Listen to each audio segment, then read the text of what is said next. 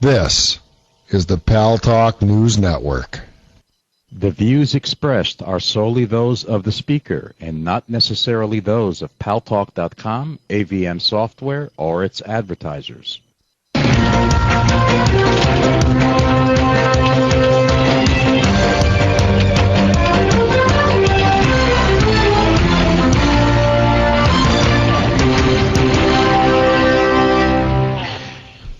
Bungle in the Jungle was the bumper music leading up to the show. Bungle in the Jungle? How about Eve of Destruction? It might have been a little bit more appropriate.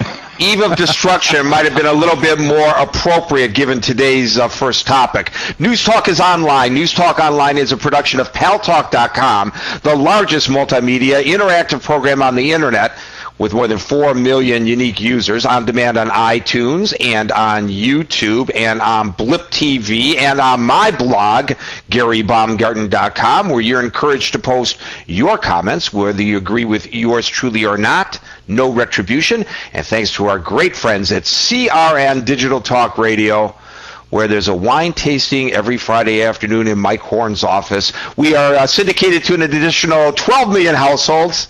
I am your host, Gary Baumgarten, and I welcome you to the show. 3 topics today. A little bit later, we're going to talk about how the conservatives eat their own, because Bart Stupak has decided to not run for re-election. We're also going to talk about the British elections. Yes, there are politics elsewhere in the world, folks, not just in the United States. They've dissolved the government effective Monday in the United Kingdom. It's a weird system to us Yanks. And I want to start, however, with talking about the START treaty that was signed between the United States and Russia. The World Conference on Nuclear Non-Proliferation that will be hosted in Washington, D.C. next week, sans Benjamin Netanyahu. Joining us to help put this all into perspective for us is Jennifer Smizer.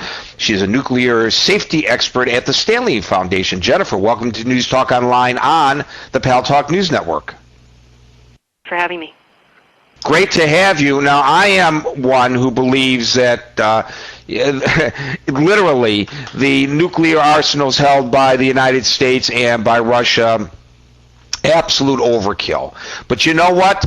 No matter how much we try to explain these facts to people, there are those, including someone who has the screen name political_4 in our virtual auditorium here on the Pal Talk News Network, who believe in their commentary in text that the President of the United States, Barack Obama, is attempting to disarm the United States of America. Could you start, Jennifer Smizer, by allaying those fears? I almost wish they were true, frankly.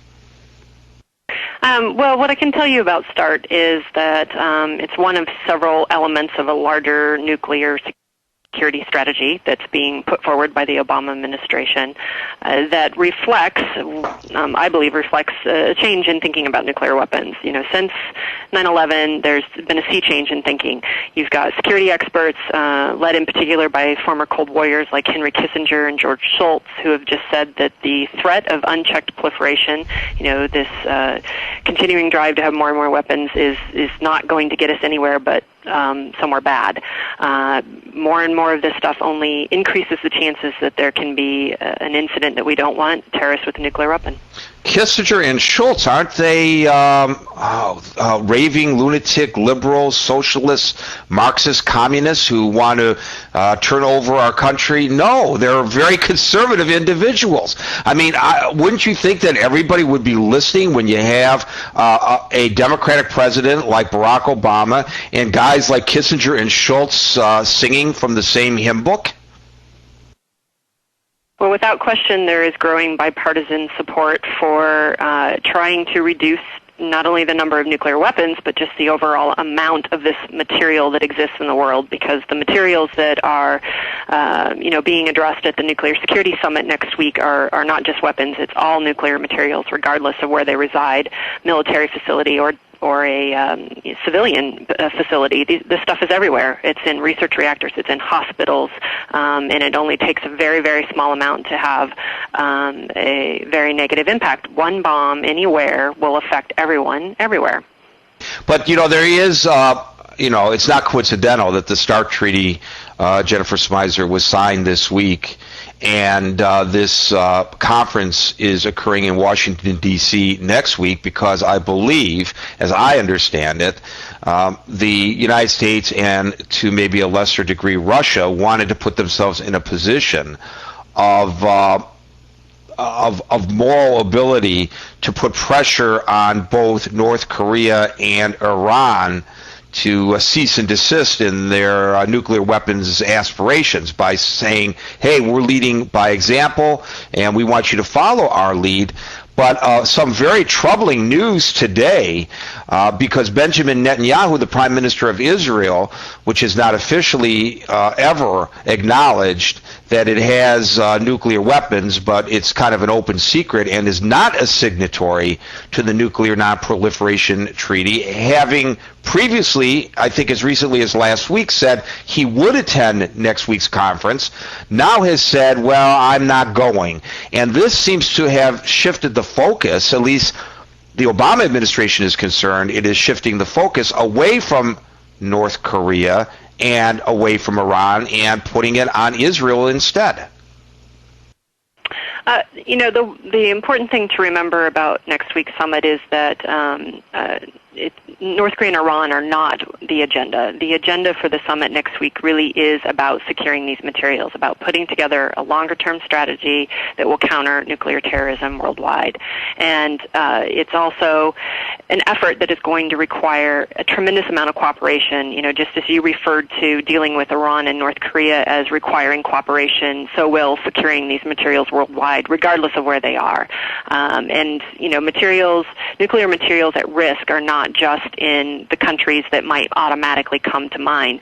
It is spread across the world. It's in developed and industrialized countries as much as it is in developing or countries that might be in a much more of a case of instability. So the bottom line is Israel is in possession of nuclear materials. Now, however you want to say that nuclear materials being used is a different discussion entirely, but they are sending a delegation to the summit next week and therefore are participating in that global effort to keep materials secure as long as they possess them. Yeah. Speaking of keeping them secure, we know that with the breakup of the Soviet Union, there were real concerns about whether all of the nuclear weapons in that nation's possession were properly cataloged and accounted for.